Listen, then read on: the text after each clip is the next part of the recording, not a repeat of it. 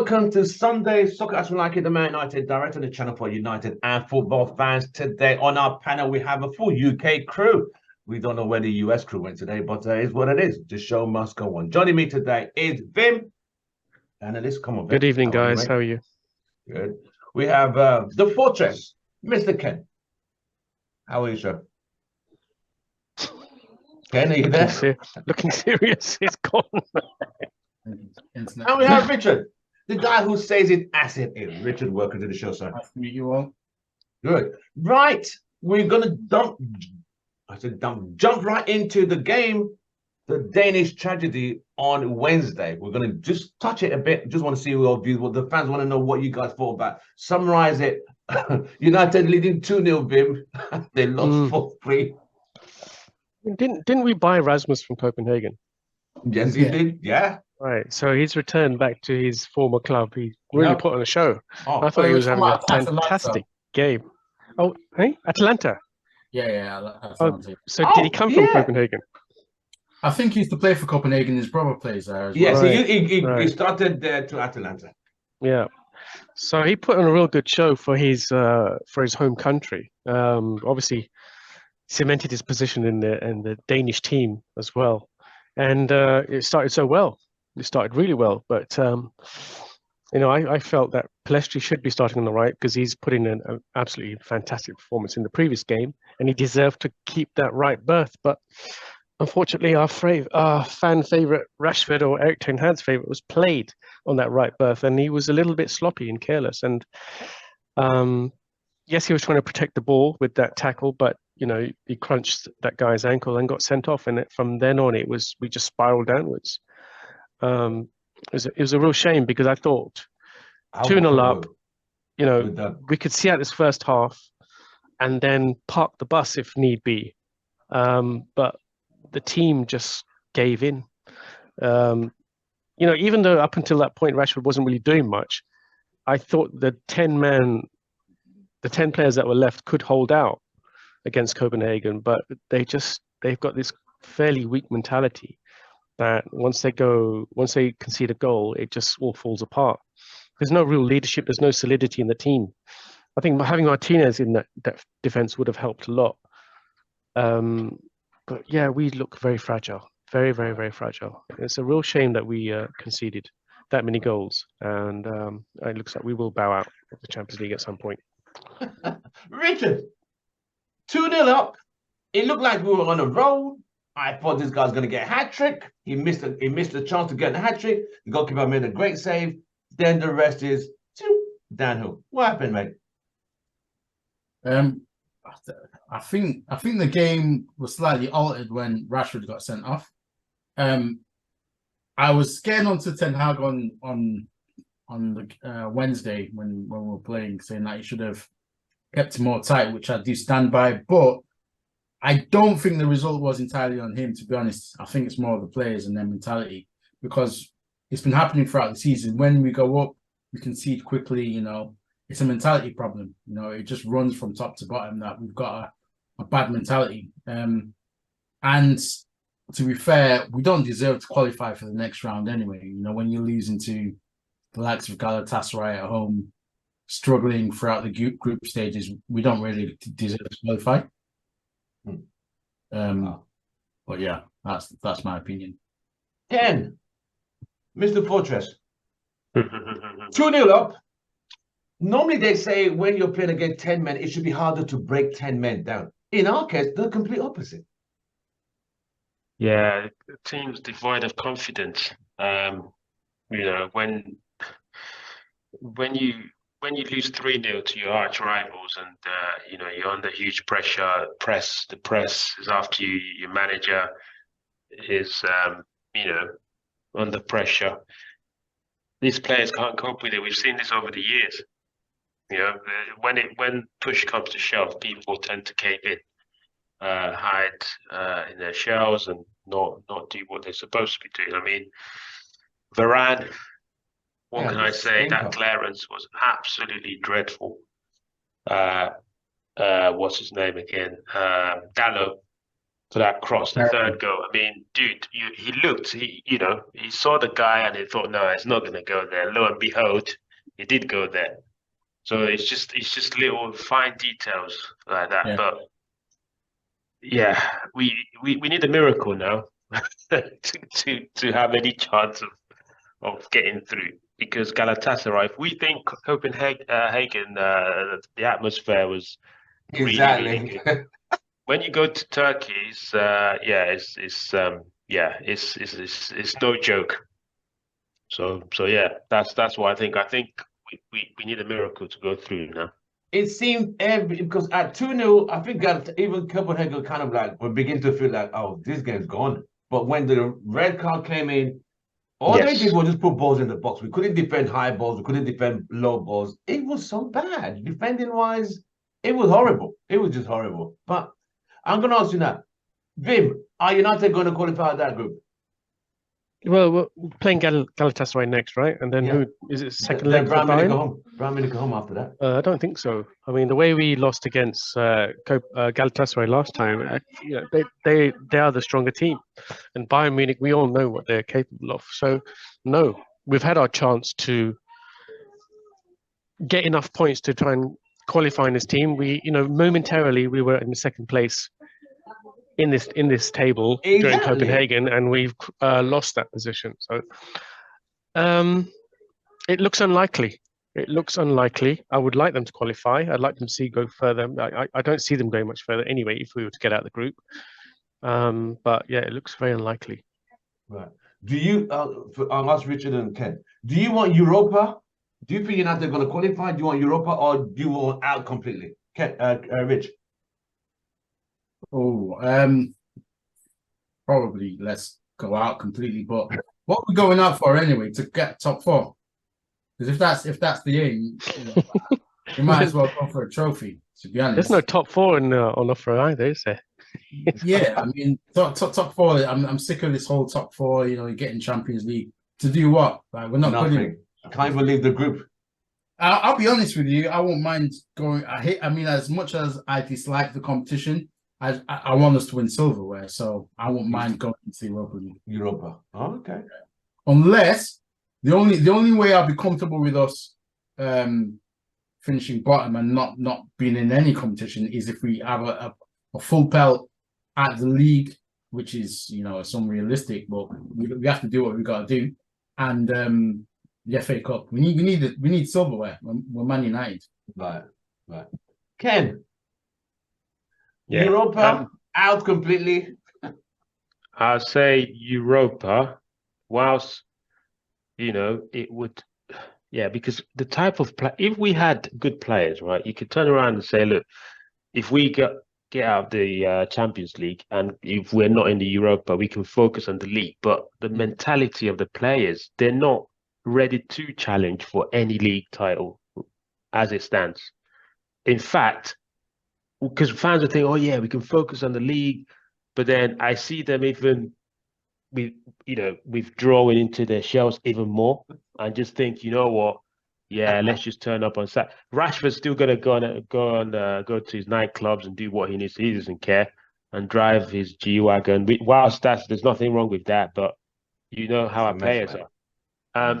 So we need to go into Europa League. But even if we go into the Europa League, I'll give us about 10% chance of winning it. 10%. Have you seen the teams in the Europa League? You got Liverpool there. You got teams, some technical teams that can look at what Toulouse did to Liverpool. If imagine playing Toulouse right now, you won't beat Toulouse. Would play Toulouse. Exactly. That was great. That was a good one. It just keeps that. At least it just keeps us ticking over to hope. It just gives us hope of winning. But doesn't something. that interfere in United's plan? Because personally, I want them out. If they can't qualify the group, to come out completely, go out of Europe completely. Because I see that as Thursday, Sunday, this squad ain't big enough. They can't handle it. Thursday, Sunday every week. We can't handle that. It's a good point. Look at Newcastle; they're struggling now. They're struggling. Bournemouth. Just to add one of the point that Rich mentioned there about why we need to qualify for the Champions League is very important, because have you noticed if you don't qualify for the Champions League for 1 season, 2 seasons, 3 seasons, when you do qualify and go in, you get embarrassed because you don't have that. Your players are not used to playing that, like you said, Tim, Wednesday, Saturday. Your players are used to playing Thursday, Sunday, but Thursday against lower opposition. So you match teams. What tends to happen in football is teams tend to, especially teams that are not very good, they tend to match teams. So you think, oh, it's Europa League anyway, and then you go to some team like Lask, for example, and you end up losing, and you think, how did we lose that? That's because we've matched it. But if you keep playing Champions League football, then you have that mindset. That's why teams like City, they can turn up to Champions because they've been consistent. You know the saying, right? You're in it to win it. So if the longer we stay out of the Champions League, it doesn't matter if Sheikh Jassim comes in and buys the club and we pumps 1 billion, we still won't have that experience. It's like Chelsea going to the Champions League now. They'll struggle to get out of the group. So we just have to keep finishing in that top 4, if right now, and see, hopefully we can get some investments in, and then we can start thinking, okay, yes, the players will get used to playing that Wednesday, Saturday, Tuesday, Saturday rhythm. And that's what makes a big club. Yeah. Your rating will go up as well. Have you noticed? Because your coefficients. Our seeding has dropped. We're not tier 1 anymore. That's why we're tagged. We've got Bayern in the group. If you keep playing Champions League football, your tier goes, so you become like a tier 1. So there's various reasons. Whilst I know we're not going to do anything right now under the Glazers, but let's see. Let's see. We just have to be in it to win it.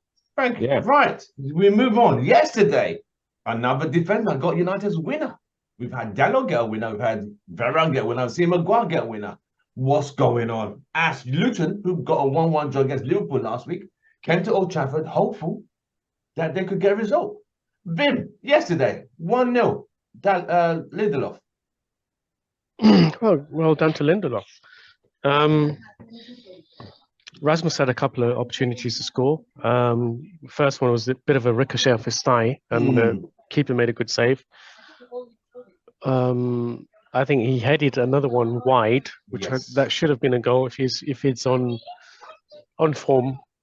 And most good strikers will hit the target. So I like Rasmus's movement. I like his energy. He's quite aggressive. He's very strong. So he's a good player, and I'm not going to write him off.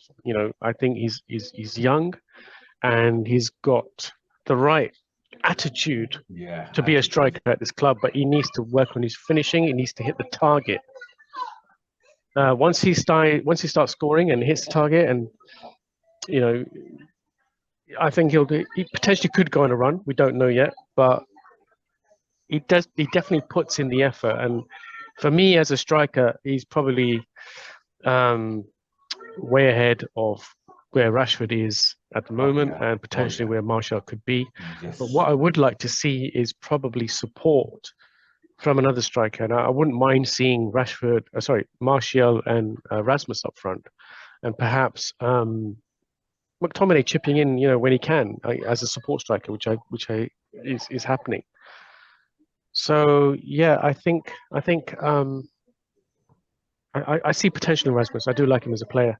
As for Lindelof scoring, yes, for us to play well as a team, everyone's got to chip in with the goals, and he's done that. It's good that we keep the ball alive and we keep pressing, and get the defenders to push right up, close the space in that final third, and hammer the opposition. We had a lot of possession in that game. I wanted to add, by the way, combined salary of Luton Town FC is £472,000 a week. Our combined salary per week is, guess what? 2 million. 4 million. Damn. Yeah. 10 times exactly. That's nice. And Copenhagen's combined weekly salary is 284,000. So really, in terms of our financial might, it's a gulf between what we pay our players and what these guys are earning. So, and they all give us a good game. These teams that have come up from the Championship, they all give us a good game. Top teams in other smaller domestic leagues give us a good game. And really, with our financial might and the players that we have and the wages they're on, we should be delivering a lot more. So what I'd like to see is that we stay in as many competitions as we can to get the most out of these players, because they should not be having an easy ride by being in one competition. I see your point. We should, for 350 grand a week, which is more than what the whole of Copenhagen get per week. Wow. We need to be playing these players hard and getting the most out of them before we move them on, because they know they're going to move on. So if you come to Man United, be prepared to put the work in. Be prepared to play in 4 competitions every season and give it your all. If you're not, move on. See you later. You can go to Copenhagen. You can go to Luton Town. You can go to Championship. Work these guys hard. That's how I see it. And also, it's good entertainment for us all. We want to see more games of Man United. Yeah. It's more for us to talk about. It's more for us to report on. So, but we need to see more from these players. All right, thank you, Vim. Rich, Luton Town yesterday, Man United. What was your take on that one? Yeah, similar to Vim, really. I don't think the strikers or the attackers produced enough. Garnacho? What's that? Garnacho, yeah. I don't think he's ready to start. From what I've seen of him, he's good. He's good off the bench, but yeah, he's not ready to start. Højlund had a couple of really, really good chances. A better striker would have finished that. But then that's a sad indictment of where we are as a club, that we're relying on this kid who's not really had a great track record of scoring goals. I mean, he's got potential. I do think he can be a good player, but we shouldn't be relying on him to be the leading guy for our strike force. Back in Fergie's day, he'll be the equivalent of Javier Hernandez, and I think Hernandez was probably better than him. But yeah, we didn't play great football. To be fair, at times I was falling asleep. So did you see Sam Allardyce yawning that one? We saw it over here. Yeah, with Fergie, sat next to Fergie. I saw that. Yeah, so my thoughts on Ten Hag. I'm not won over. He's really turned my opinions of him sour. The way how we're playing football, we're just not entertaining. But at the same time, a win's a win, so I'm not going to complain about that. But I'm not going to complain. I'm not going to lose sleep if he sacks tomorrow morning. I won't lose sleep over it. Really? Wow. 100%. Ken, United yesterday against Luton, 3 points. Your take. Yeah. It is what it is. I mean, Ten Hag's stuck between a rock and a hard place. Like, if there's two. When I say rock and a hard place, you can either play good football and not win. Yeah, he can decide. You know what? Let's forget all this nonsense about less winning. Let's just play the Ajax way and try and force the players to play the Ajax way and lose. Yeah, and lose multiple games. Or he can say, you know what? Let me just try and win games here. Let's Man United. People forget when Ten Hag came here. The first thing he said was, Man United are all about winning. It's all about winning. You win first, and then you play good football. Even if you're not playing well, you still have to win first. People need to go back and watch that first interview you did with Sky Sports and MUTV. That was what he said at the time. At the moment, we cannot play. For some reason, he tried to change the system this season, and we regressed. Right? Last season, he was like, you know what? The team, we need to get back into the Champions League. That was the motto for last season. Get back into the Champions League, and he did that by hook or crook. Yeah, by playing just do anything to get there. And we got there in the end, and we had the additional bonus of winning the trophy. This season, he's tried to turn Man United into the most transition team in the world. That's what he wanted to do with Mason Mount. Didn't work. Hasn't worked. And that's why we're losing games. So he's gone back and he thought, you know what? Let's just win then. Let's see what we can. Let's get back into the Champions League. Because the team, a club like Manchester United Football Club needs to be playing Champions League football year in, year out. 100%. To service our debts, to pay for the sponsorship, and to bring more money in, more revenue in, so that we can afford the likes of Casemiro at 60 million and all those type of players. So yeah, is the football good? Absolutely not. The football is dreadful. But I will only call it out when we don't win. If we win, I'm not saying I'm happy, but it's 3 points, and we move on. Mate. And just to move up the table a bit, one step up. We're I know people are going to laugh, but we're only 7 points behind City now. Yeah. 7 points or so. So 8 points. I don't know. Behind 7 or 8 points behind City. So we 7 can. points. Yeah, 7 points. So I'm not saying we're going to win the league right now, but just keep winning We're and still see. in the mix. We're in the mixer, yeah, but whether we come out of that mixer at the bottom of the mixer. Right. But yeah, we just need to keep going and see where. But I do agree with Rich, though. If Ten Hag were to get sacked, I'm not going to cry over it. I'm not going to say, Really? oh, yeah. You won't be upset? But no, I won't be upset. No, I won't be upset. Wow. But where I am is I want him to stay because we have to go. We're going through. I know people are saying we've been going through this for 10 years, but that's under previous managers. Let's see what if he doesn't make top 4 this season. That's the number one requirement. He needs to make top 4, and hopefully he now needs to win the FA Cup. So let's just take and see what the investment brings in. All right, that's great. I mean, after yesterday's game, so most United fans are, it's boring. Was it horrible? It was boring, horrible. Yeah. It's still 3 points. I still say, I see, horrible and not winning, horrible and winning. Even there were some days under Fergie whereby the foot, I'm not as bad as this. It didn't just stink. But sometimes you have to grind. But we're not grinding, we're just poor. Yep. I remember people were saying Brighton are playing good football. They are, but they're still a better football inside than us. But they're below us in the table now. Remember when they embarrassed us 3-1? But we've gone above them in the table. So it is all about winning. And if you look at Spurs now, they've had a few injuries, and they're dropping points as well. So they've lost 2 in a row now. Yeah, they've lost 6 points in 2 games. And we've gained 6 points in 2 games. Yeah. You see how that thing swings? Our next game is away to Everton. It's a good time. I think this was the best time to have an international break. I'm not a big fan of it, but it's time for them, Eric Ten Hag, to go reset. And I don't know. Vim, there was something you brought up last week. I think there is something between him and Veron. I think there is. I started watching carefully from what you mentioned. I do think there's some guys. Do you think there's something with Veron and Eric Ten Hag going on? 100%. 100%. You go, Rich. Yeah, definitely. Yeah, I mean, one game, he's benched him. You might think, he's saving him for Champions League or trying to manage his game time because he's quite injury prone. 2 games, 3 games, 4 games. There's something wrong. And no managers fell out with Varane in the past. And look how many managers Varane's played under.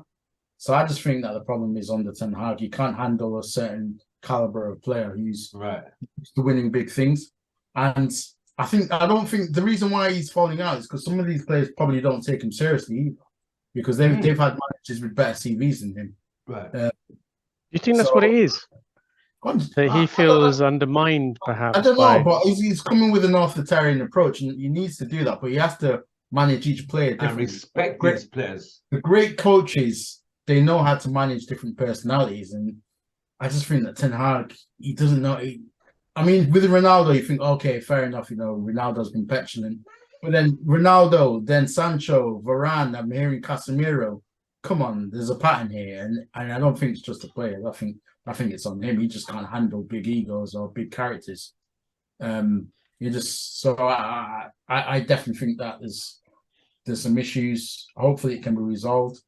I'm not saying Varane has covered himself in glory, because the midweek game was a shambles, to be honest. It was horrible, mate. He was dreadful. He played really badly. He's not played for a while, but still no excuses. Varane should be Champions League football. Didn't he even touch the ball? Didn't he concede the penalty as well? Him and Maguire together. I don't know. Yeah, it was a really bad game for him.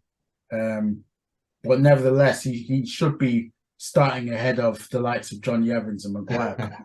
That's just. Did you notice that even when Varane came on, he looked miserable? He did. And I think Anana tried to have a little joke with him and hype him up or whatever. And he goes, leave me alone. Like that. I'm not trying to do his accent, but no, they speak French together. They speak French. Yeah, but Varane looked kind of serious, like, what do you want? Leave me alone. Comment ça va? Varane like, fuck off. Yeah. He looks really miserable, The thing is, Richard, we talked about this last week.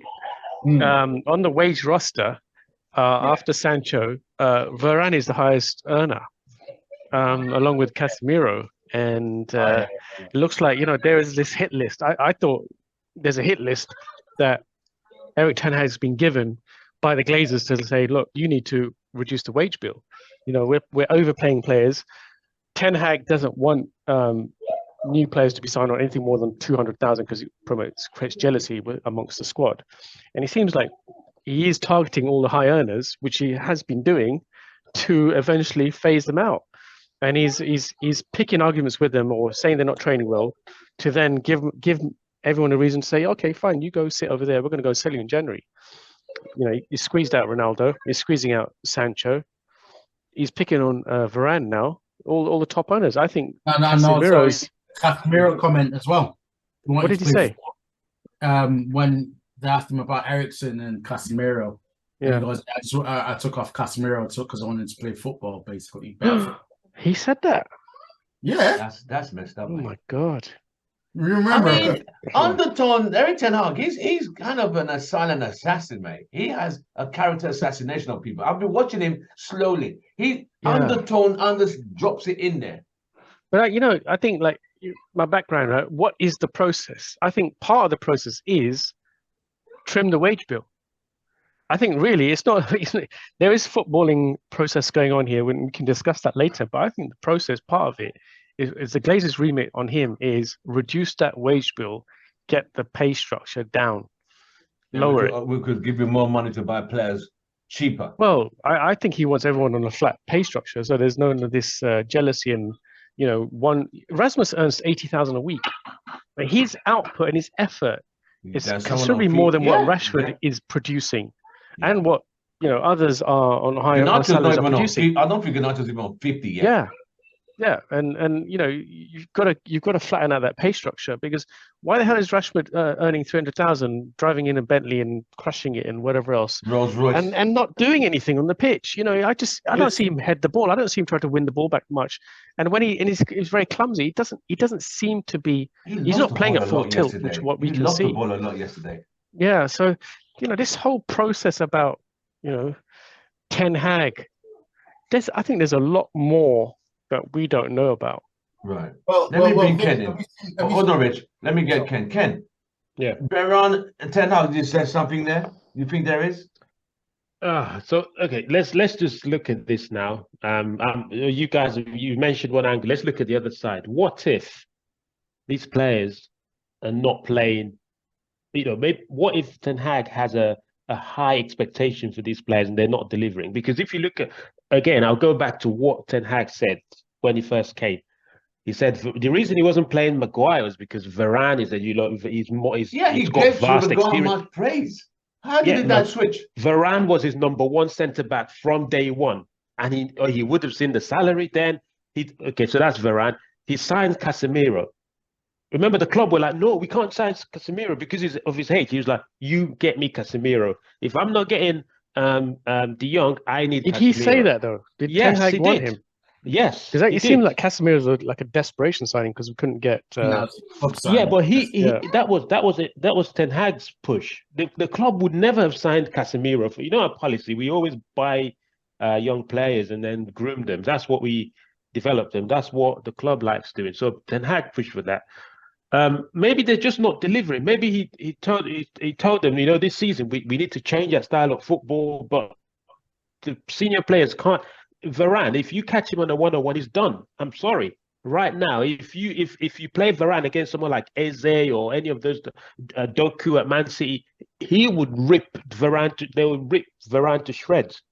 And that's the same for Maguire as well. So I'm thinking, Ten Hag's looking at Varane and thinking, okay, you're supposed to be benching Maguire. I want to get rid of Maguire. I want you to be my main centre back, so that when Martinez is back, I can have that solid partnership. But you're giving me headache now because I have to then go and buy two centre backs because Varane's not good enough. Varane's not good enough anymore. Let's call a spade a spade. I mean, he's just not good enough anymore. He's still a quality centre back when you have a good solid midfield, which we don't. But for this rubbish midfield where we have to play McTominay in there because of his dog, he runs around like a dog. And he does a job in doing that.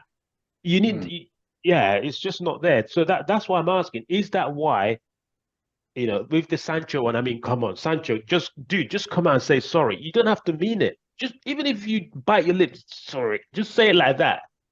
Well, or just you don't even have to. I mean, just do something. Just send an email. Maybe I he mean, doesn't hi, feel like Mr. Ten playing. He Hag. maybe I just just don't want Send to an say he doesn't email. want the sorry, pressure. regards Maybe he doesn't want the Sancho, pressure. and send it. He could And then just apologize on go, Twitter. just fake smile in the morning, and that's it. You're back in the team. That's all you have to do. The guy is just there chilling. Go on, Huh? Richard. I think the why I didn't do it in public, the apology in public. Yeah, just put out a statement. Well, he wants a public apology. How many times have What do managers you reckon, come out and Richard? lied? Even our manager gone and said something what he does. Just say it, and and then even if you don't want to leave, then you can leave in the summer. But I don't know, man. Well, Yeah, let me Sancho is play done devil's anyway. advocate. Let me play to devil's summarize. advocate. Give Go on, Richard the floor, guys. Just to Come on. summarize real quick, our top players are not playing well. That's the problem ETH has. All our top players are not playing well. 100%. I agree. Let me ask you a question, guys. Go on, Rich. If you're at work, yeah, and your manager is praising your week, saying, "Oh, you're doing a good job," yeah, Mm-hmm.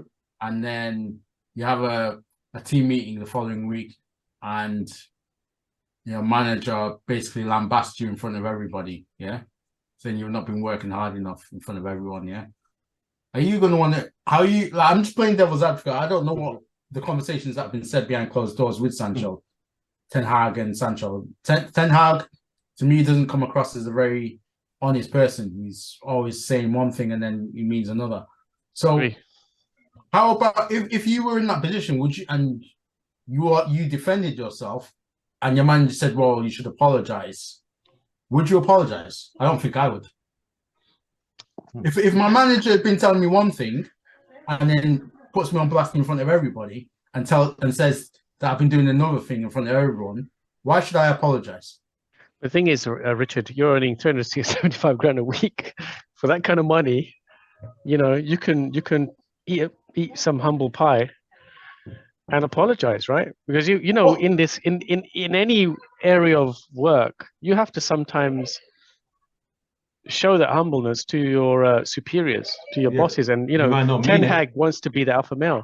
I get that. I think yes, okay. I don't like working for disingenuous people. If my manager was disingenuous and slates me like that in public, yes, I won't like the guy, but I'll say sorry.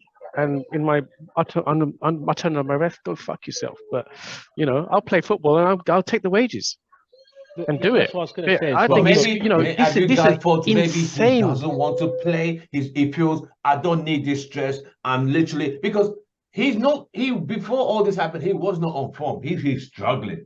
So do you think maybe he's thinking, you know what? I'm just gonna chill out where I am. I don't He's need been the given a lot pressure. of leeway. And get my 350 a week. I don't need to go put out there. I don't need people talking about me off form and this. I think the guy can't be asked at this point. He just can't be asked. But thinking about this, just right? This go depression stuff that came up. Do you remember how long he was sent away for in 3.5 months. Netherlands? Oh, that's on full pay, right? Yeah. full pay. He's been given a lot of leeway. Then he comes back, doesn't perform, doesn't train that hard, and then he gets criticized for not training hard. So, really, I mean, for that kind of money, he's either taking the piss, or he's not committed, or he's just a lazy player, and he doesn't really give a shit about the club. I think he's taking the piss at this moment Yeah, in time. Because think about it, he's playing with the under 20s or the whatever the unders he's playing with. 350 a week. He don't need to turn up on Saturday and get blasted by fan channels and pundits and this and that. Considering the form United are literally good in Champions League, he don't need that stress. He's like, but Sancho is a bit his reputation as well as a exactly that. That's exactly what I was going to say. That you think about the damage he's doing to his future career. That other managers and the clubs are going to think, well, this guy's a problem. He's at the top club in the country, probably around the world in terms of status, not in terms of performance at the moment, and he's dicking around like this. He doesn't eat humble pie. He doesn't apologize to them. It doesn't show the respect to the powers that be. And sometimes you just have to do that. Yeah, you just got to say sorry, even if you're in the wrong. Yeah. To answer Rich's question, what I would do, I won't be happy. Just to be clear, I would not be happy. But because I know I'm getting paid and I've got a mortgage to pay. What I'll do is I will do what I'm told to do. I'll say, look, I'm not happy, but then I'll start looking for another new role. But for me to look for another new role, I have to show that when I leave, that they're gonna miss me in that role. Do you know what I mean? Because when you're leaving a role, this Good is me. point. I don't know about you. I'm sure it's the same. But you want to leave on a high. So when you Yeah. leave, people go, "Oh, so this is what this guy used to do when he was here." Do you know what I mean? That's what you don't want to leave, and people go, "Oh, good riddance." Like, yeah, Yeah. let's I see get him your out point. quick. I mean, I see your- his output isn't even You that got a great point. anyway. You got a point. Yeah. Yeah, but so have you, Richard. You know, I mean, there's a morality issue here that you Yeah. don't want to apologize to a manager that you don't feel is genuine or that, you know, almost has this narcissistic kind of behavior against you. And I completely understand that I would not want to apologize to someone who is potentially a, you know, sociopathic or narcissistic. I'm not saying Eric Ten Hag is. That's a bit hard. Yeah, That's a but bit you know, much, mate. that's another conversation, right? But Character you know, Ten assassination. Hag does. I watch his interviews and I don't really appreciate what he says. I mean, He he lies. rambles on. He He lies. He lies, and you know the video you shared, Rich, which is why I use this. What is the process thing? Yeah. He does ramble on, and I spoke to an AX friend of mine.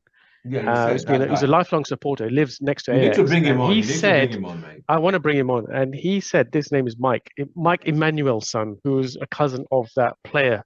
I've forgotten his first name, Emmanuel's son." He said that Ten Hag was basically trying to convince the AX followers of the same thing when they were failing at certain stages of his career. Trust the process, believe in the process, progress the process, all that bullshit. Literally, he's trying to flog a dead fish. He's trying to convince everyone that his methods work, even when they fail. And Mike says that this season is a write-off for us. He's not going to succeed, and he's going to get sacked. So really, it's just basically he's papering over the cracks. He's trying to get to the end of the season, and you know, depending on how the ownership structure, whatever happens after that, they might save him, they might not. And I think that the only way he's going to stay in favor with the ownership is to save them a ton of money, which is what he's doing now. That is a very good. I'm not going to call it conspiracy. Go on, Richard. That's a brilliant point for him. I'm gonna go back to your point about saving money. You know, Ten Hag's got a track record of saving his owners money when he was at Utrecht, at Ajax, biggest club in Holland. He had a minus 200 million net spend with Ajax. And I remember watching a game with Christian when he first joined, and we lost. I think it was to Brighton. Yes, last season. Yeah. At the start of his tenure, and Christian's words, you can ask him. I think this guy might be a puppet. I was like, oh no. It was what made you say that? And he goes, I've got a feeling that you can ask him offline. And he said, I've got a feeling that this guy could be a puppet. So going back to what you were saying, Vim, people might do anything to hold on to their jobs.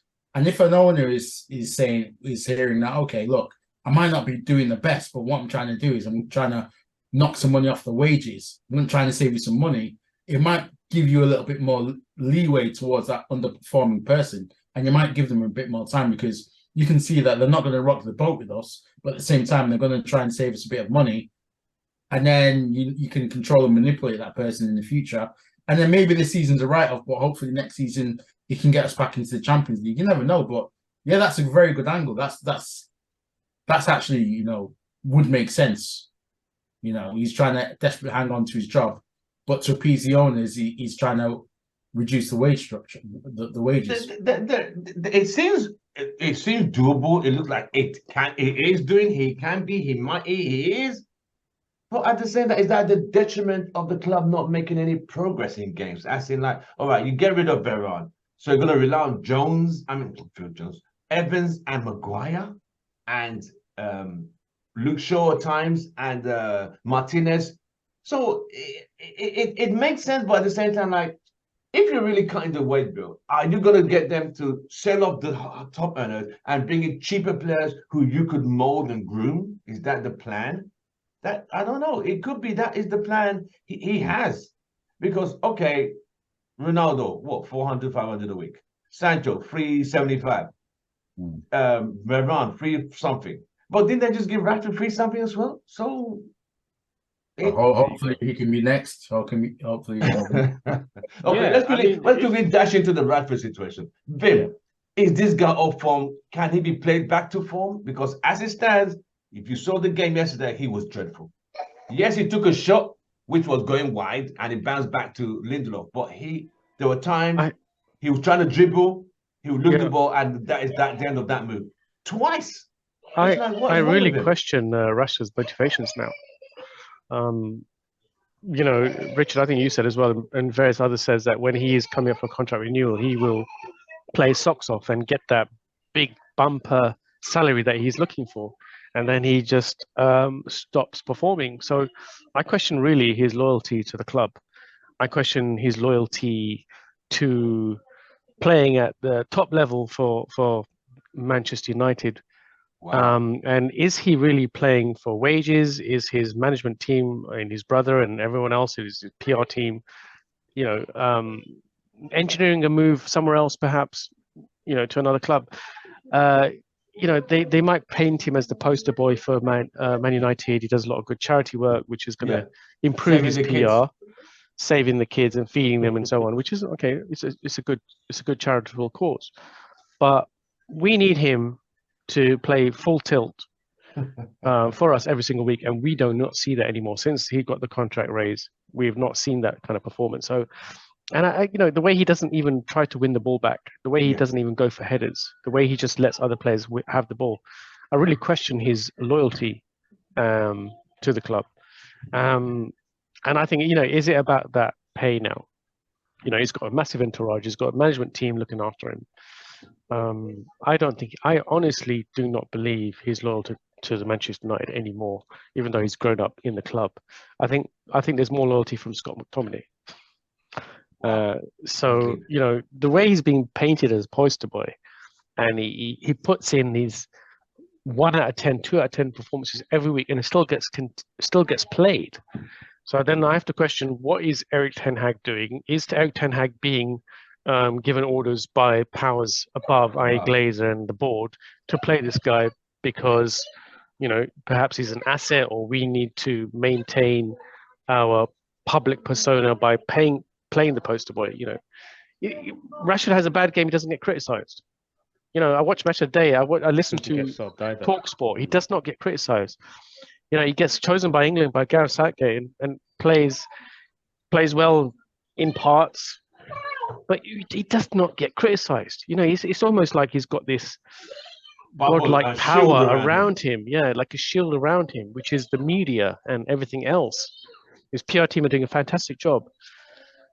So really, I think the best thing is to sell him. You can't hide the truth.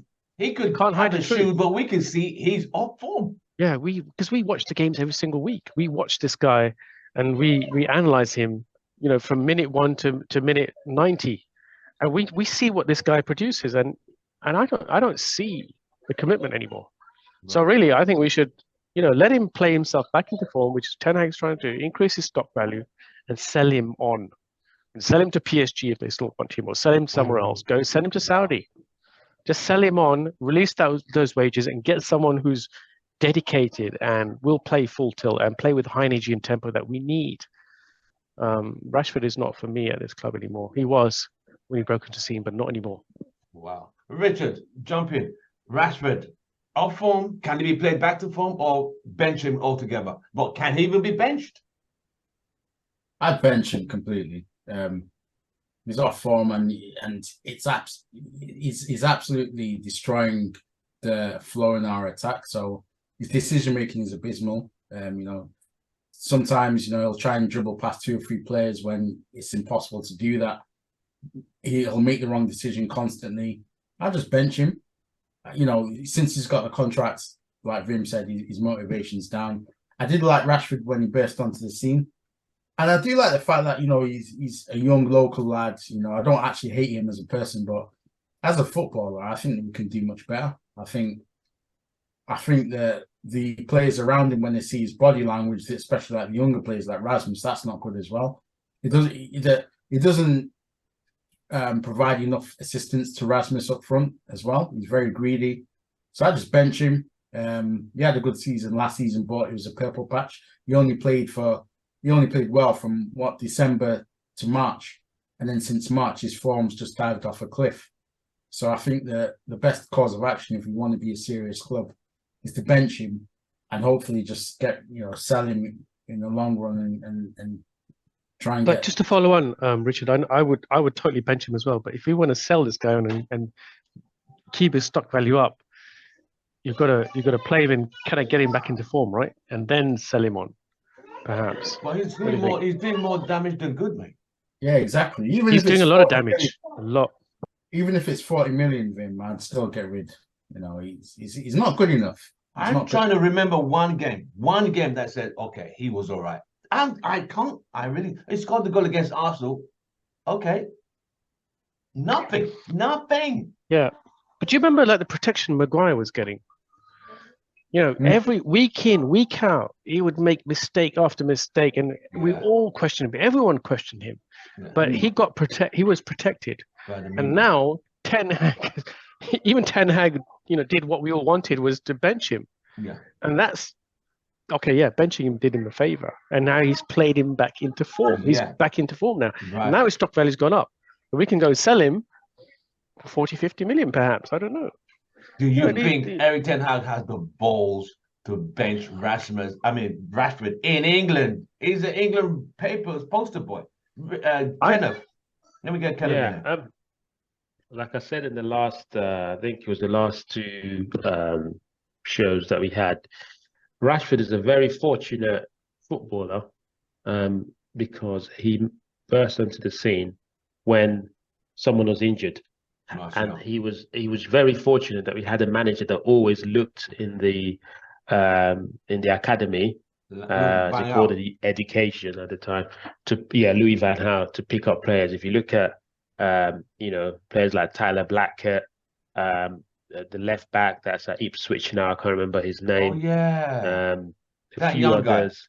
guy. Yeah. And the centre back, the young Irish centre back that was absolutely I'm sorry to say, he was hopeless.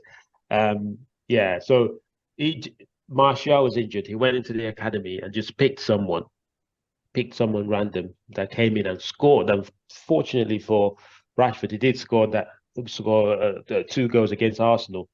And that was it. He's just not a good footballer. I mean, do we bench him? I mean, in terms of selling him, Can he be benched? even if he plays, do you think Eric Ten Hag now has what it takes to bench Rashford? it's one of the reasons why I don't want him sacked. Because if we sack Ten Hag, the new manager is going to play Rashford, and Rashford will play better for the new manager. These players are not stupid. Rashford knows that if a new manager comes in, he has to play well to retain the thingy. Now he's won Eric Ten Hag's trust, right? And he can see that Eric Ten Hag's not taking him off or subbing him off. So he thinks, oh, you know what? This manager actually rates me and I'm doing well. He's giving me a new contract. And if we sack Ten Hag, someone comes in, he's going to start and he's going to score 10 goals. Everyone will go, hey, Rashford is back. We're back to square one.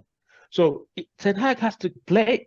I'm sure Ten Hag's looking at him now and going, okay, maybe I did make a mistake. And eventually, he will get the picture. I mean, moving Rashford from the left to the right is a big statement, guys, because that's telling me that, he's starting to realize that this guy's a waste. It's costing me points on the left. Yeah. I thought United have done better on the left. I thought United done better. The other thing as well is that Eric Ten Hag has sanctioned, he's been involved in the process to sanction Rashford's new contract, reportedly £375,000 a week.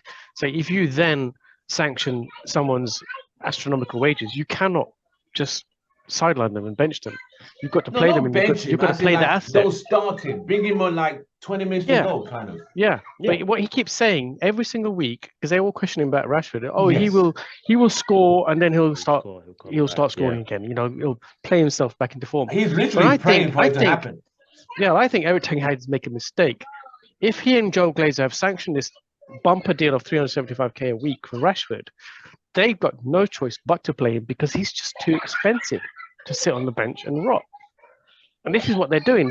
They're either signing old players on stupid wages, renewing players on stupid wages, and they've got no choice but to play them because their squad is too damn expensive.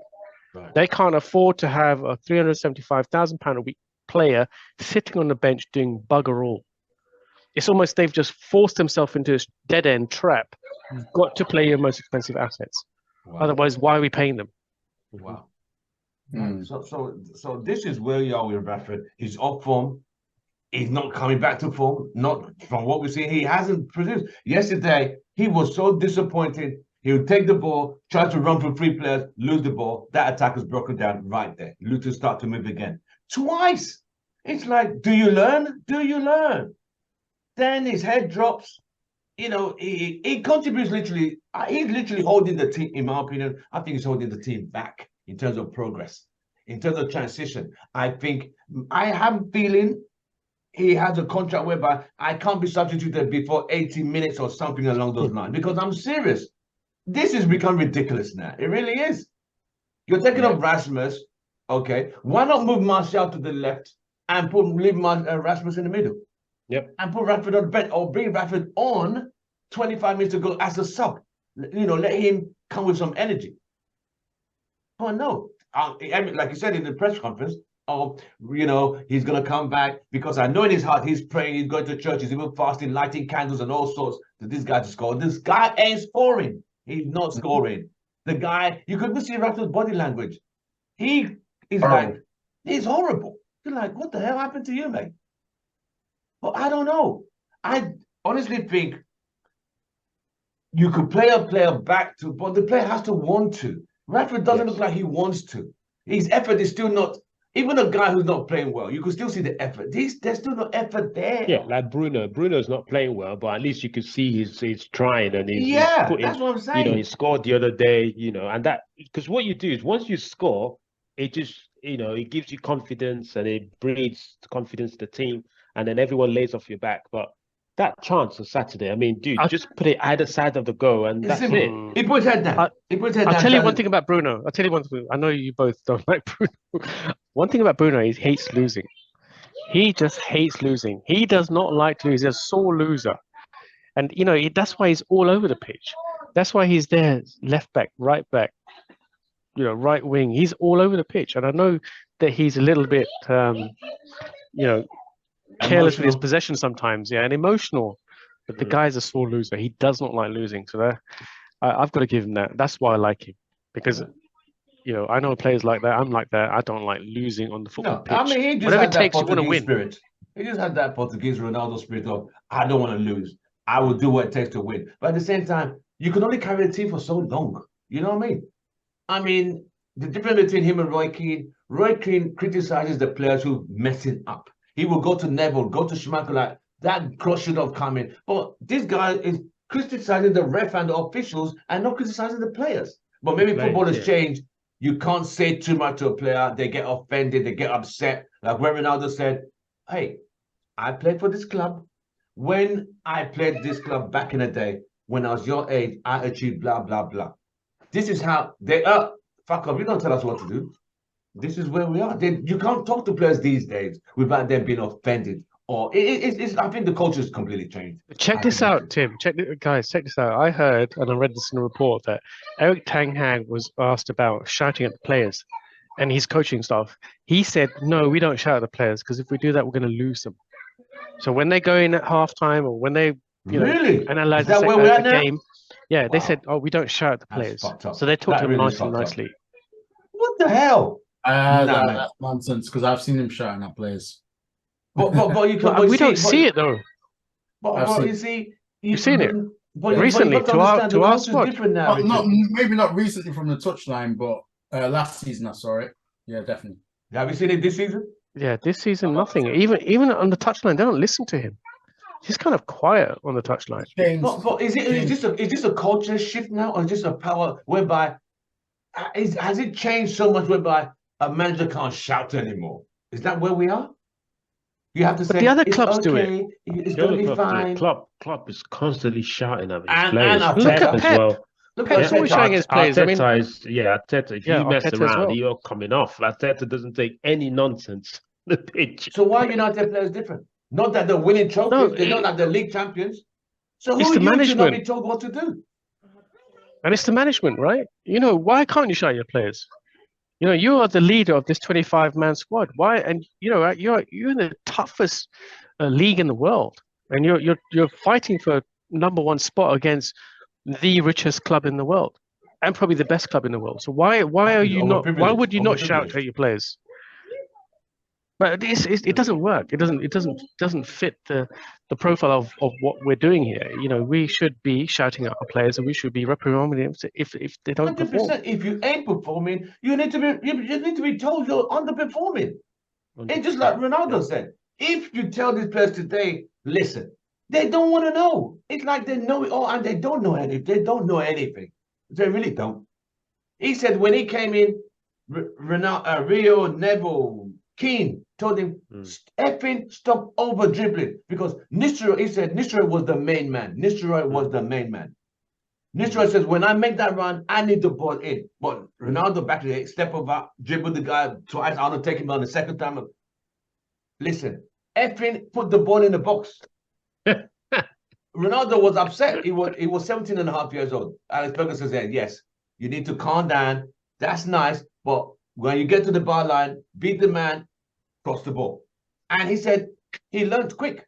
These guys, oh no, who are you telling me? Oh, fuck off, you can't tell me what to do. Rio Ferdinand, the very first day at Old Trafford as a new player from Leeds, he passed the ball backwards. Roy Keane stopped the training session. What the F are you doing? In United, we effing play forward, not back. Rio said he would nearly shit himself. Like, what the hell? That is football. These days, I'm going to go tell my agent, I feel this guy's bullying me. You see what I mean? So I think it's a cultural shift whereby players are too tender, they're too fragile, they're too emotional, they're too like, you know what? Too soft. I'm too soft. I'm going to go on my social media player. Oh, I don't like the way he was speaking to me. Get the fuck out of there. But do you guys think, this is why Ten Hag gets all the criticisms, because I feel like if you have a system that works, then players just have to they don't have to, with United. So like Man City is an example. Yes, right? Yes. With Man City, Pep doesn't have to do too much shouting, because players already know what they're doing. So you get the ball to get to the byline, do this. So there's no emphasis to come on, you just track back. The system is already, so even if you know where to be, like with Pep, you have to stand in certain parts of the pitch. So you can't even cheat. You have to be in that position. Whereas with us, because we don't have a system, people are all over the place. Do you guys think that? Do you think that's very valid? One of Because was it last season? Pep pulled off Haaland for something Haaland was supposed to do. He didn't do it, even though he scored. He criticized it. If you remember, even the derby, we lost 3-0. When they were both walking off the pitch, he was talking about next time you head the ball certain way. He was demonstrating. Oh, yeah, I remember. But you're thinking this guy got you 35 last season. You can't tell a United player like that. Oh, the press will say, oh, he's hurting the guy's feelings. Oh, you can't be telling him that. Oh, no, you can't. You see what I mean? Why are our players all wrapped in cotton wool? No, they don't want to hurt their feelings. Because I remember the pundits last season, they shouldn't criticize Lingard and Rashford because it's going to affect the performance. Get the fuck out of there. What feelings? You see, this is the situation. You wrap them in so much cotton wool that the players are not, they feel like, oh, you can't talk to me like that. Oh, I'm going to report you to my agent. This is where we are, especially United players who are not delivering. Yeah. Klopp talks to his players. They don't complain. Pep, even someone like Lindelof, he makes a mistake. Have you seen it? He always flicks his hair. Lindelof. When he makes a mistake, he just flicks his hair and just carries on. I mean, even back in the day, Henry said when he was at Barcelona, this is a true story. Henry said he scored. He said he couldn't get the ball through the game. Pep told him to play in one position. He said he couldn't get the ball. He liked to have the ball. He now got the ball and scored. The next game, he was dropped. Pep, he asked Pep, why you drop me? Where I tell you to play is where you stay, whether you get the ball or not. He said he scored the winning goal. Pep did not care. There you go. That's what I mean about the system. Yeah, because it's this. That's also control, though. Yeah. No. What he did to Henry is about control. Say, you listen to me, otherwise I'm going to bench you. But Pep has a good system in place to reinforce that method of play. So you follow the system, believe in my system, play to the system, but also you listen to what I say to you. Ten Hag only has one half of that. He has that supposed authority to say, listen to me, play in position, or I'm going to bench you. But the system doesn't exist yet. I don't think so anyway. Yeah, He doesn't have the You're very full right. package that Pep has. And True. so, you know, And they're not he's- winning. Yeah. And Pep has a system whereby we've won league titles, we've won league cups, we've won the treble. So you can't. So you know what I mean. But if you look at City under Mancini, was it Mancini they had first? They had Mark Hughes. He didn't win a trophy, Mark but he Hughes. started to bribe players. Then Mancini, league title. Pellegrini, league title. So they've been winning league titles steadily. You know, we haven't. We have not. You know. So now we're at question time. Any questions for anyone? Anyone want to ask a question? The new ownership thing. Anyone got questions? Yeah, let's briefly talk about the new ownership. So Jim, this Um, week, right? He was talking about. Yeah, and it looks like we'll have to accept the inevitable. I mean, whilst we've tried to push it back as much as we could, but it looks like reality has dawned on us. So yeah, I mean, so if you can have you accepted Sheikh it's not Jassim is as done? whilst it's not official, I'm hearing it'll be announced over the international Rich, break. you know he's still hoping Jassim's gonna come back. I'm You know that, still right? clinging on to that glimmer of hope. He's still thinking Sheikh is coming back. Yeah, but let's look at let's be serious now. So if you look at this now, if Jim Ratcliffe comes in and he brings in Paul Mitchell, then that's good, right? If he can bring in likes of Paul Mitchell or any reputable director of football that knows what they're doing, Right. because ETH has proven that he does not have the Darren now Fletcher. to do what Alex Ferguson did really well, which is to manage the team and be a director of football. Because we've seen from the signings, David Gill was good. yeah, it hasn't worked. So we need a director of football. We can't trust Ten Hag with signings anymore because his signings they're not getting to the level that we expect them to get to. So if we bring in a director of football, ETH has to comply to and work with, that director of football will say, this is how we're going to play football. I don't care what happens. This is the type of football we're going to play. Therefore, we're going to get players to fit that football. And we do that every single game. And that would then spill down to and not have a knock-on effect to the academy team and all the other teams. So I think yeah, let's whilst it's not the best news in the world, let's just see what Sir Jim Ratcliffe brings with the technical director. Right. Rich and Vim, what's your take now? This whole new Sir Jim, have you accepted it's now him? Is he there? Are you accepted it? I've accepted that it's going to happen. Whether or not it will make a difference is another question. But I am hearing today that he'll take over the sporting side of the business, and then the Glazers will just look after the commercial. So who knows? My gripe with him is he's kind of got into bed with the Glazers, and anyone that is a friend of the Glazers or an ally of the Glazers is an enemy of the club. But you know, the Sheikh Jassim ship seems to have sailed. I'm sorry, Ken. Ken, don't cry. Ken, I'm sorry. Oh, you poor thing. Bless your cotton socks, eh? My fear with this guy is, you know, I hope that he brings in a director of football, people that know about football. But if you look at his time at Nice, it's been an absolute shambles, an absolute disgrace what's been going on there. But look, say for example, he brings in the right people, then that could be positive. But then I fear that if Ten Hag is sacked, Jim Ratcliffe will probably say, you know, let's bring in an up-and-coming chap like Graham Potter. Graham Potter. Gareth Southgate. England. Southgate. I fear because these guys, I don't trust them. But if it was Sheikh Jassim, you know he'd want the best in class. You know, he'll get to compete with the likes of Man City, all these teams. But yeah, Ratcliffe, really? I don't know. You're not sure about that one, right? Vim, what's your take on Sir Jim, the football side? Do you think? I mean, I know he has to get rid of Darren Fletcher. Please tell me he's going to get rid of Darren Fletcher. I mean, what does Darren Fletcher even do now? I don't know, man. I have no visibility of the guy. I don't know what he does and what his involvement is anymore. You know, perhaps he's in the background doing something, but whatever it is, it's not working. Paycheck every week. Yeah, but you know, the thing is with Sir Jim Ratcliffe, he had to play a different game to Jassim. And, you know, the Glazers don't want to let go of this asset because they know this asset has immense brand value. Yes. And it's going to just grow in value year on year.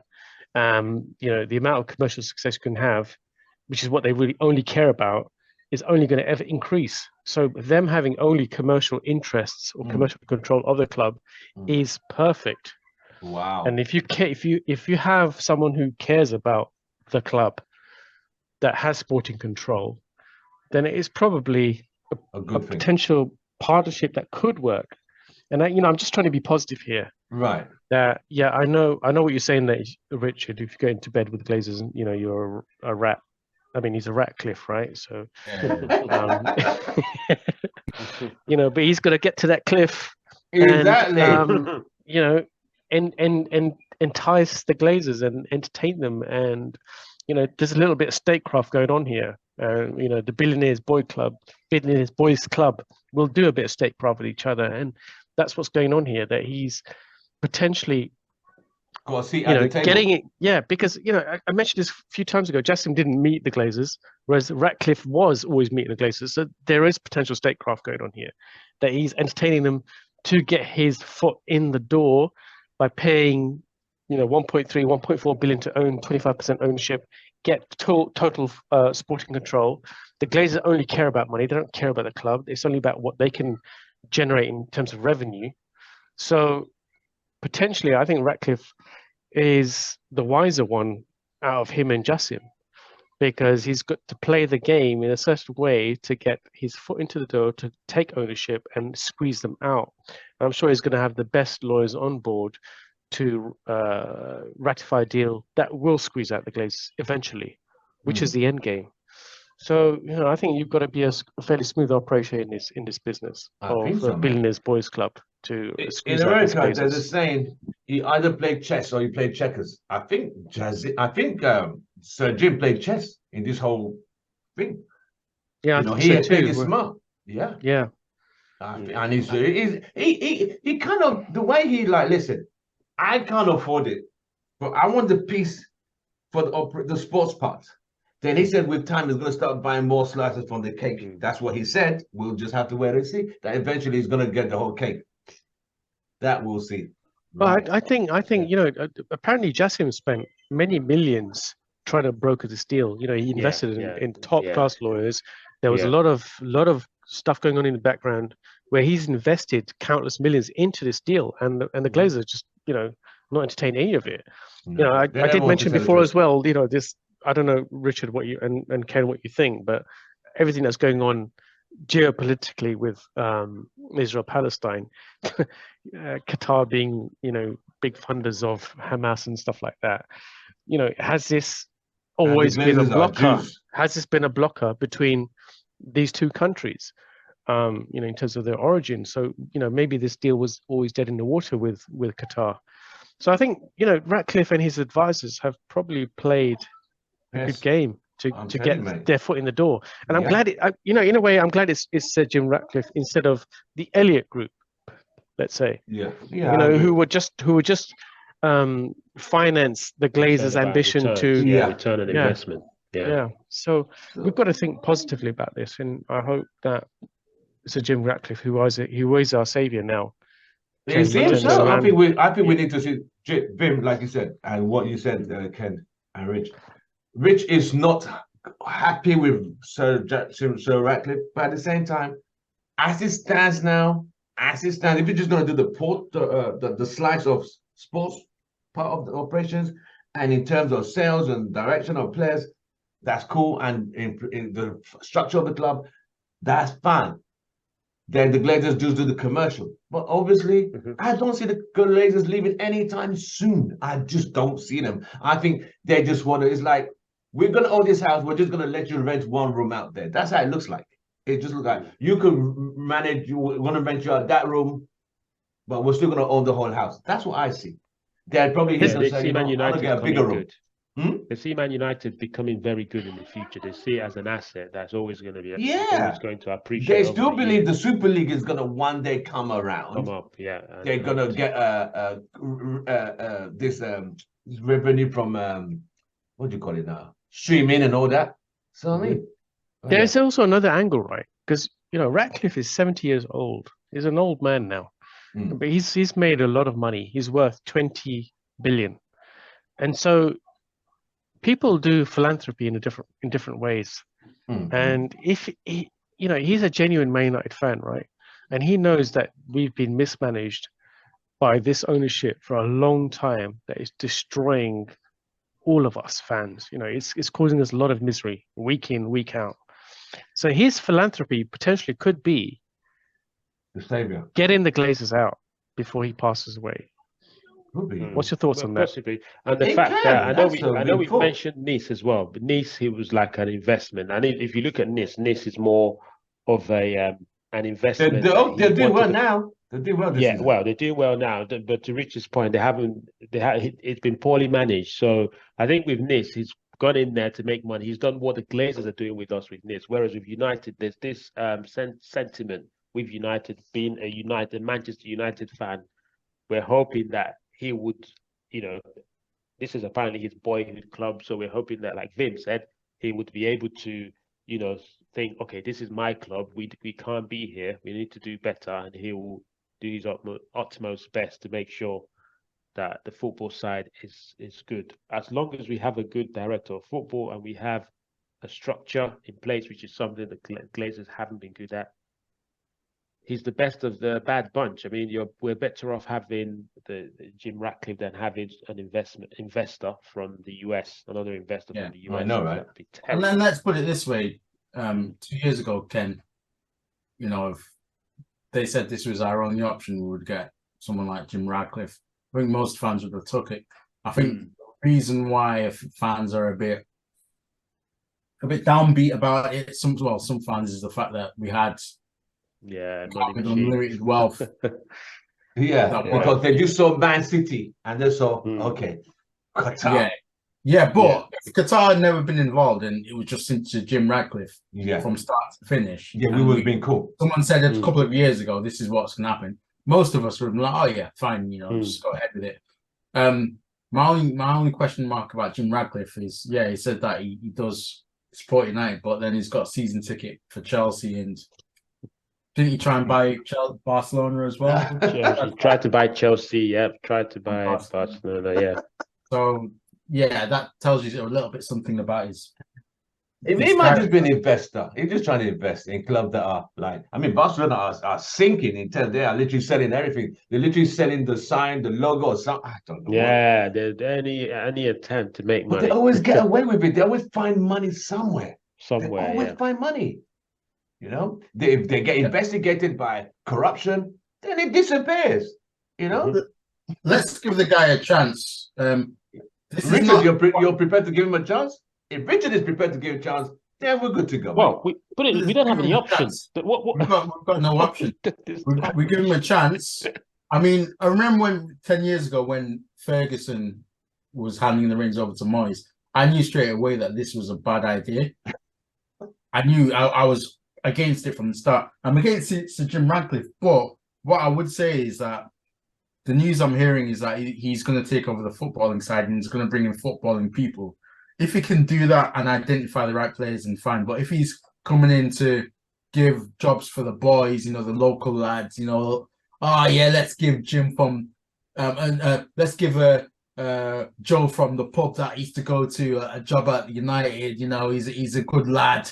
This kind of rubbish, then I'm not going to have it. Oh, let's get Wayne Rooney. He used to play for United. Let's get him as one of the ambassadors or one of the coaches. Let's get him. He's one of the lads.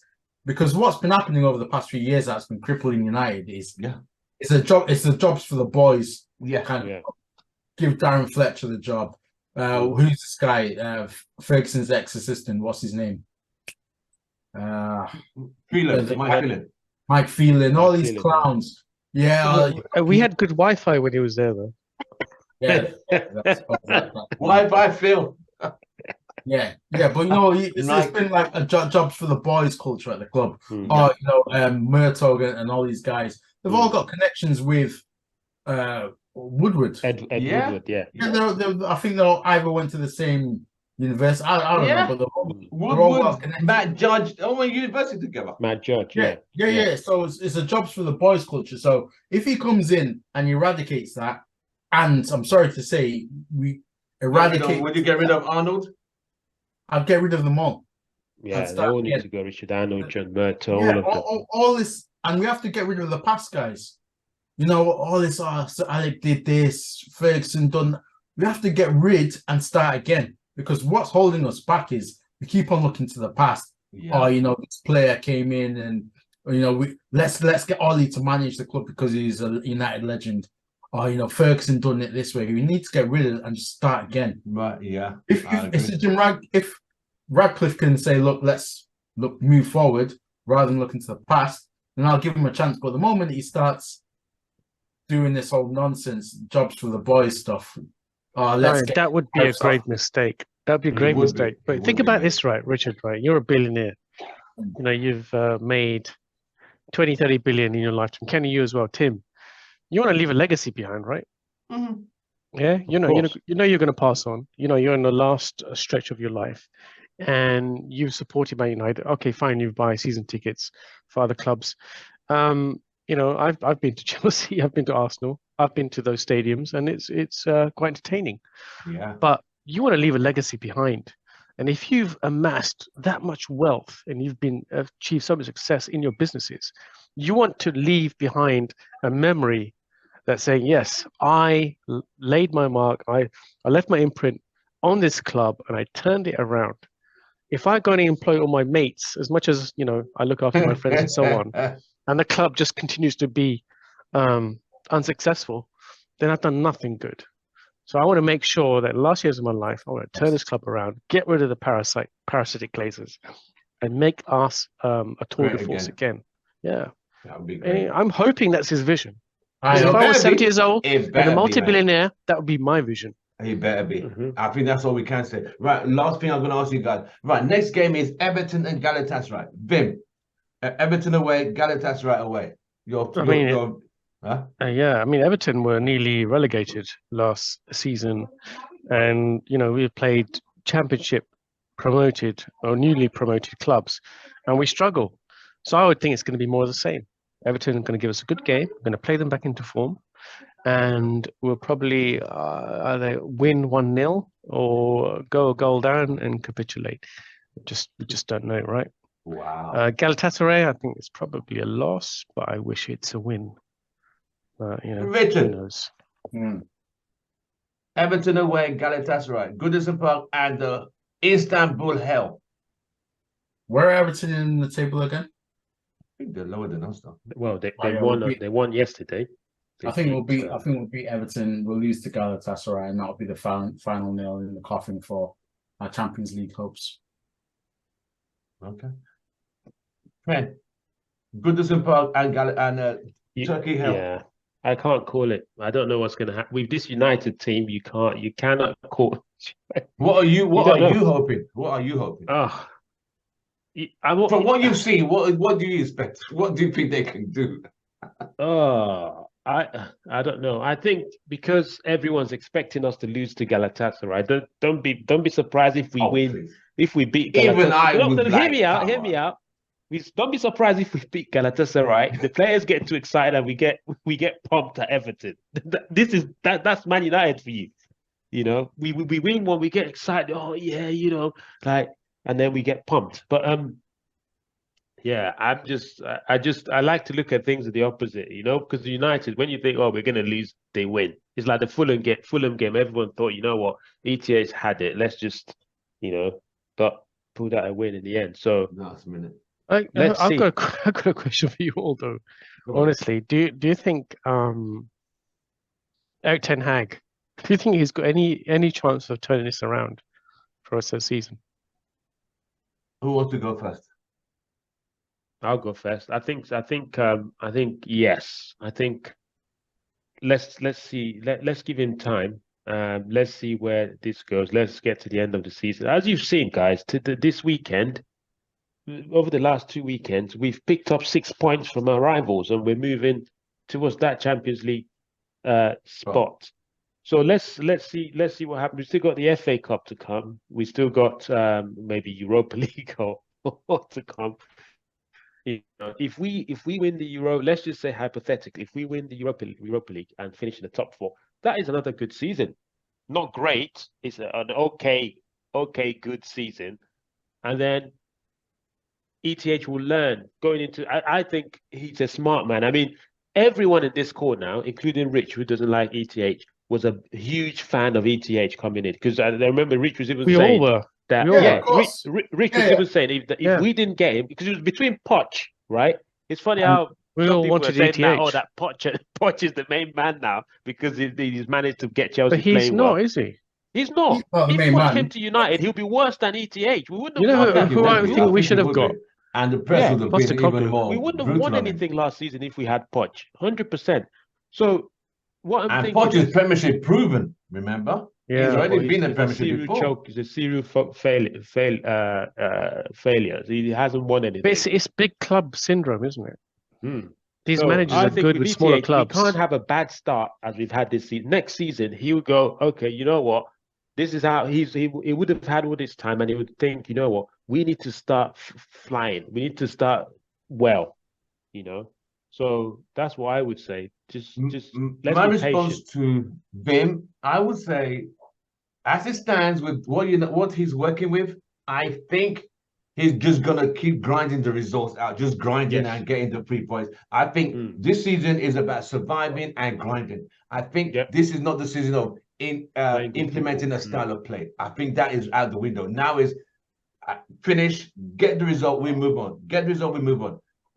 Because think about it, he loses every game. The pundits, the United press conference, you're losing. This is the worst result since 1915, 1980, 64, and all that. 3 points, they move on. 3 points, they move on. That's all. He just at this moment, that's where he's at, and I think that's what he's gonna do. Just grind the result. 3 points, we keep it going. That's where I think he's at. Richard. So on that note, any further questions? Anyone got any more questions? Then we will, Richard, what is your take on this? Can you turn it around? And I've got a follow-on question, which it's the burning question. That's what I've written over there. What is Ten Hag's process? If there is such a process, what is it? The process is simple. Get the 3 points and move on. Move the F on. That is all. Yeah. It's not pretty. It's boring. They are defensively fragile.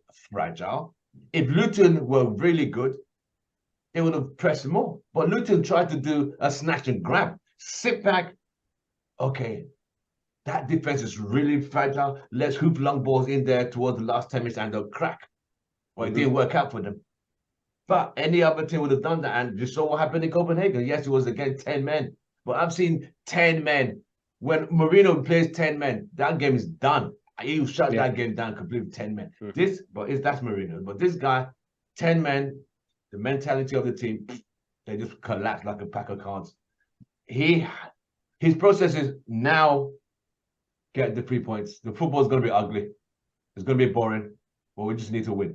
That's it. There's no style. There's nothing there at all, mate. Nothing.